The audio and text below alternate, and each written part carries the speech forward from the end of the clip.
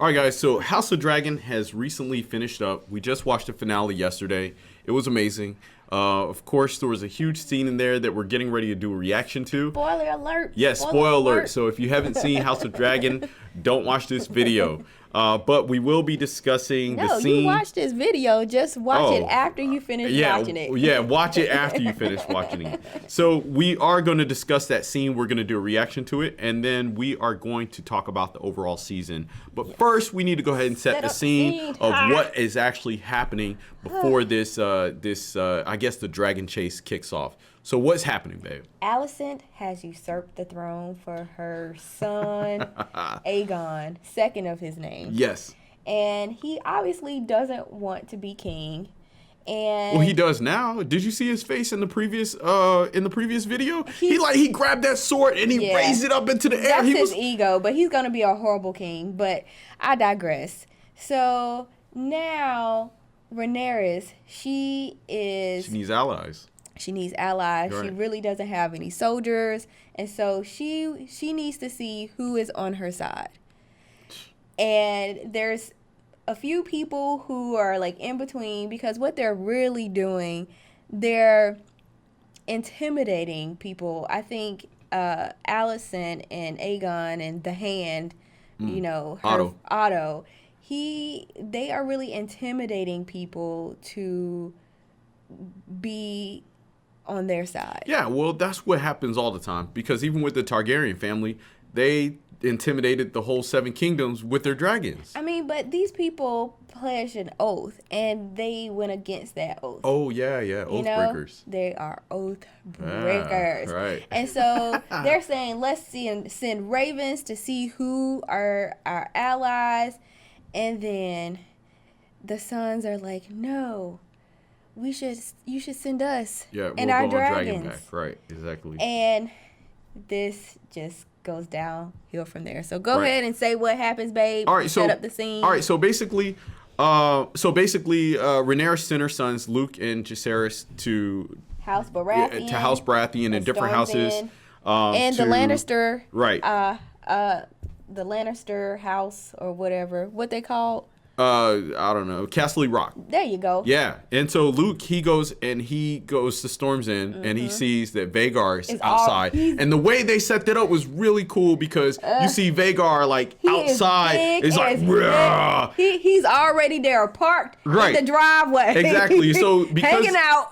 Because Vagar is there, then Aemond's in there. And I don't know what it is about Aemond's character this season, but I love his character. Badass. He is a badass. They got this dude walking around with a eye patch on, and he looks really, really cool. But that's from all of the bullying that they did to him as a kid. But you know what? He always has this weird smirk on his face. He does. It's so weird. So they get in there. They talk to the Lord Barros, or Lord Baratheon, whatever his name is.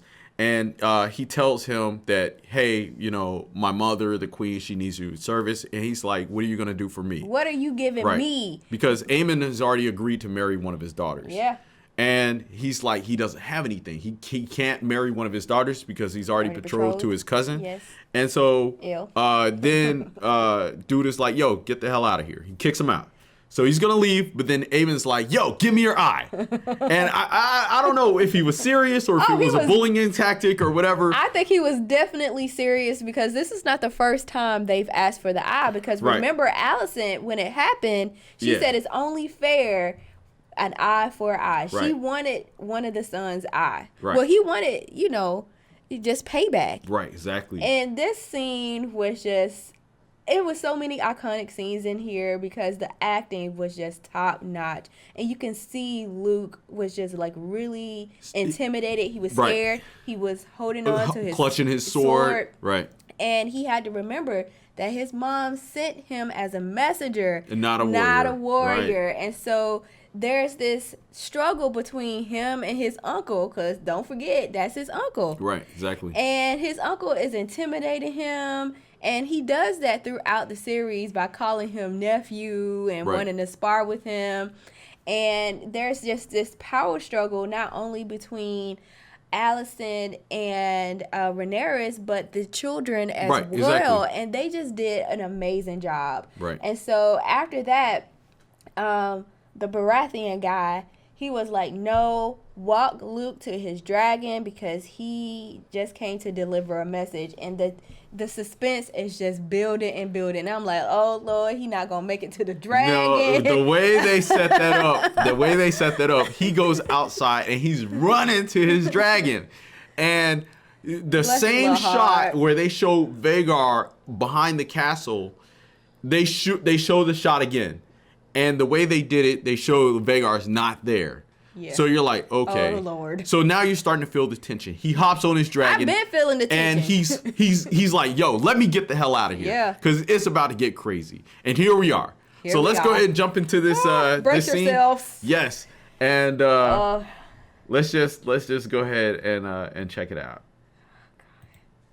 Because he is like, yo, I got to get away. And I am going to pause it. His little bitty dragon. Oh, because my God. Look how huge that dragon is. That was like one of the most intimidating parts about this scene was like you see the shadow of Vhagar in the clouds. And how big he is. It's just like, Jesus.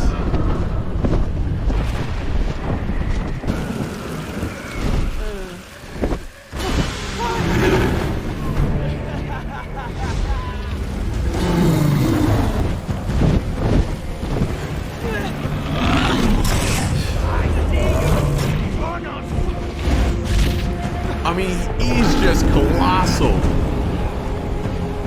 That's a dinosaur. Yeah. A flying dinosaur.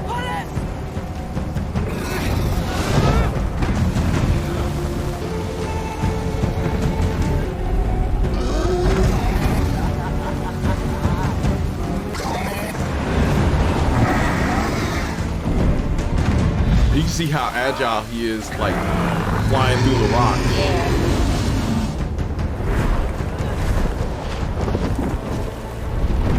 Thought he was good. He's like, okay, I'm good. There's a little sigh of relief. Right.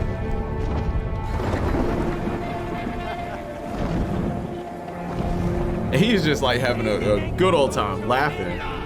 You owe a debt. Okay, so this is because they just cut something out. This is where the dragons are going rogue.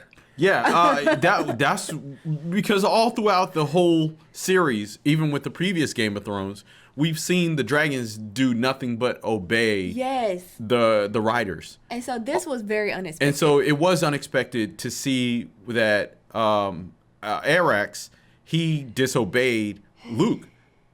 And then eventually you see the same thing happen with Aemond. Whereas Vhagar doesn't obey him. And see, the crazy thing is, I don't think Aemond realized what he was starting because I think he was just trying to intimidate him and then sicking his dragon on, what's that dragon name? Lucerys? Luke's dragon? Yeah. Oh, Arax.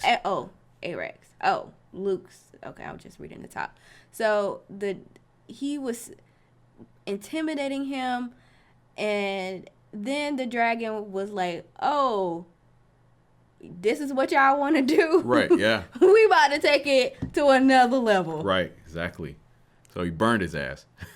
All right. He's like, stop playing with me. Right. Arax says, stop playing with me. He's like, nah. See, that's when Vhagar started tripping. Yeah. Vhagar been tripping. Because he said, this is what you want to do? Right. And HBO, they were wrong for this. They were like, all right, clear skies. And you're like, he made it. Yeah, he made it. He got out. You can't get too comfortable in Game of Thrones. Yeah. Oh, my God. This just broke my heart. Right, yeah. He just chomped his ass. He, like, ripped him in two. I wanted to cry. And then you see the surprise look. Man. Yes, the surprise look on Aemond's face. Like the look right here, he's like, what did I just do? Oh man, he's like, oh man, I done messed up. And so this starts the war. Yeah. If there wasn't Aegon's coronation starting a war, this definitely submits it in stone. Right, absolutely. So this was a crazy scene. And you just feel it. He's like, oh, What did I just do? Right, and I think the actors, they did a phenomenal job with their facial expressions and conveying the emotion, especially Aemond with the whole look of like, what did I just do? Yeah.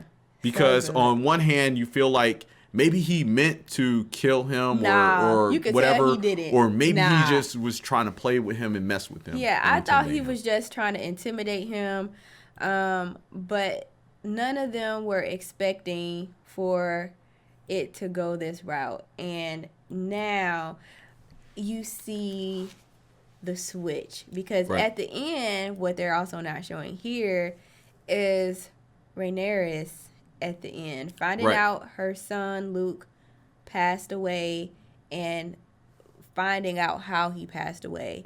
Now I'm not quite sure how, like, who saw it.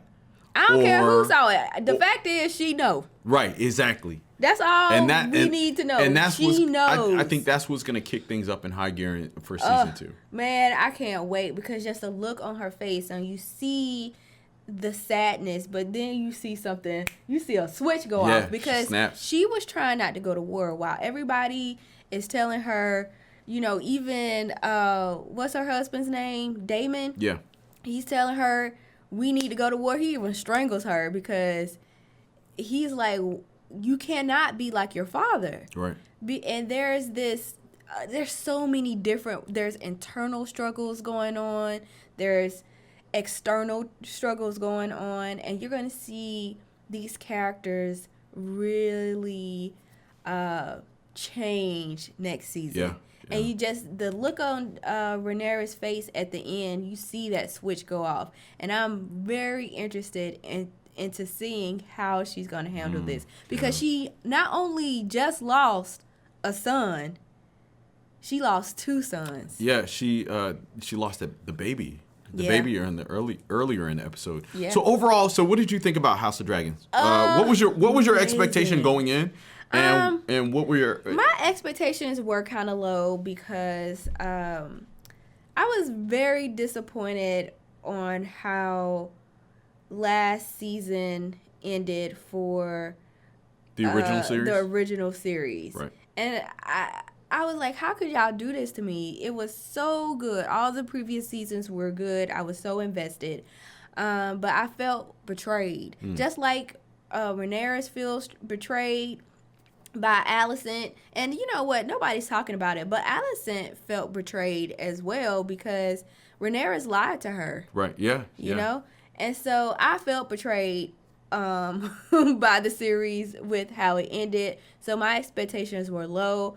But I guess it's always good to go in with low expectations, because then when it's great, you're surprised and, it's like, hey, you can't go wrong. Right, yeah, absolutely. When your expectations are low. Right. So what you think? Well, I going in, my expectations were kind of moderate, because it is an HBO series. I know HBO, they're known for quality and everything.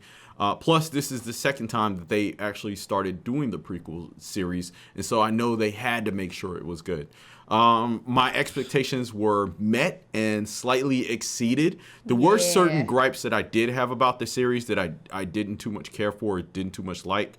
Not going to get into too much of the Corlys or the Valerian family issue that I had, but I did not like those wigs. Those atrocious. Yes, those wigs throughout that whole family was just atrocious, and I felt like they could have did a better job with that. Definitely. But other than that, great acting all throughout.